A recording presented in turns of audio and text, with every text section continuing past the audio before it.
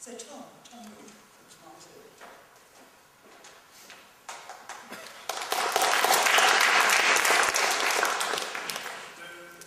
Yeah, I'm kind of half left tomato and I'm pursuing a new project at the moment. It's with a load of Kiwis. And they'll get some press soon, so I won't talk about it too much. Okay, so Hans Bernard. Hans Bernard was, he's basically a nutter from Switzerland who started a thing called eToy and then started a piece of work called Ubermorgan. I've only got a few pictures and they're not very beautiful because for me, Hans Bernard is not a designer in the classic sense of being a designer. For me, a designer is someone who identifies a destination or a solution to something and then works out the process of solving that problem. Hans Bernard for me is more like a field-based media scientist. He basically says, let's look at what this would be an interesting process, let's go and do it and see what the results are. And for me that's quite a different place. And I do think, as Nat said, I think Yugo Nakamura is very much about that. It's kind of, he went out to ask the questions rather than necessarily knowing the answers. And I think in that kind of era as well, a guy called Andres Undal from Cape Town is very much of that as well. That they went out to discover the form through play rather than through this kind of, I need to solve this problem, so let's take our knowledge and apply it to solve that problem. Hans Bernard, there's a couple, there is a picture of him. He's not scared of using neo-Nazi aesthetics to scare you. He started, one of his most famous projects is a thing called Vote Auction, that's from 2000-2001, which was a website that purported to be, it allowed American citizens to sell their votes to corporate clients. So he put this website up, and it was the first Bush election, and it really scared America. So he basically started playing this part of being this Eastern European businessman who was starting to fuck with the American Constitution. As you say, it's not pretty in money we trust. So for me, he set the seed out there and then started seeing what happened. And it did create massive controversy in the States to the point that there was I think it was a half an hour piece on CNN with 12 eminent lawyers that came in to question, is this legal, is this illegal? And they phoned Hans, the owner of Vote Auction, Hans Bernard, they phoned Hans up, and he's pretending to be this like hardcore Eastern European businessman going, but I don't understand, I'm bringing capitalism and democracy together. And discussing with them, like, you spend so much money, there's so much funding of political parties, aren't they effectively buying votes anyway? All I'm doing is rerouting that money directly to the voters. And for me, that's just genius. It's from a little website, he built the artifacts that he starts creating a CNN one-hour pieces. And for me, it has more impact. This intervention has more impact than a documentary about the hypocrisy of political funding or any kind of news article. And for me, he's not platform-centric. He's very much about the story. He'll plant the seed of the story, put it out to the real world and see if it catches.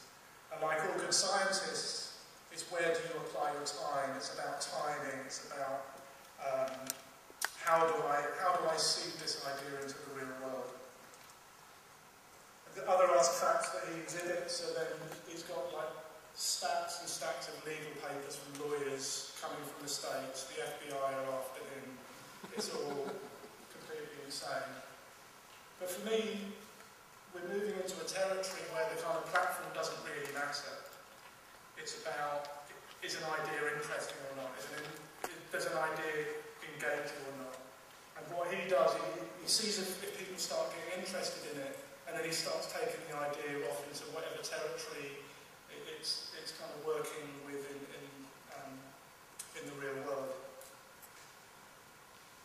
So another piece of work that I really like of his is a thing called Google Will Eat Itself. He worked with a lot of artists. He basically created Google banners that people hosted on their websites.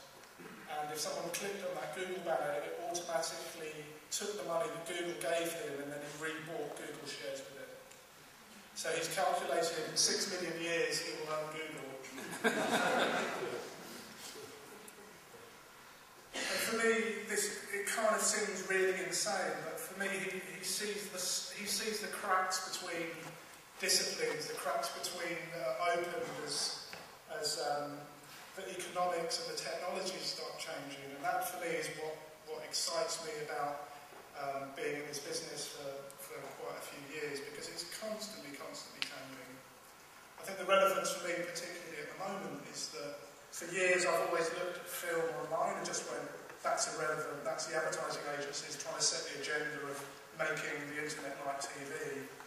And recently I've realised actually now we're in a new paradigm where film is as relevant.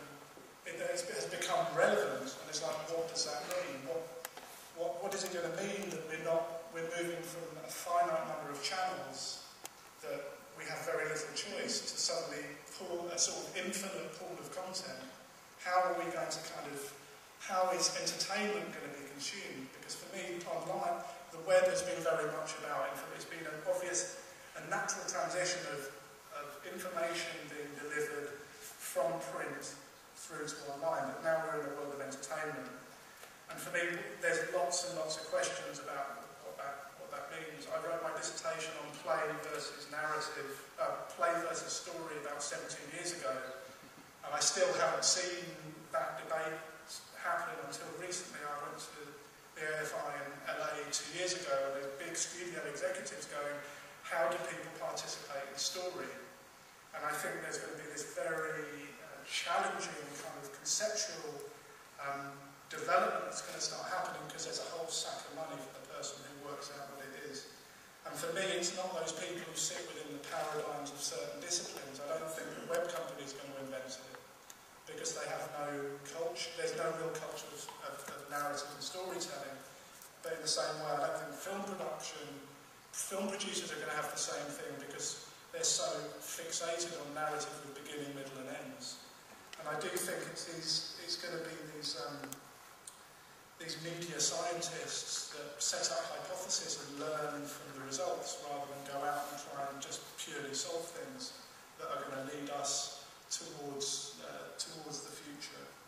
And just to resonate, just to sort of reinforce what Matt was saying, I think it's people who are asking the right questions rather than necessarily coming up with the right answers is shining the light into the future. And that's kind of being done. Thank you.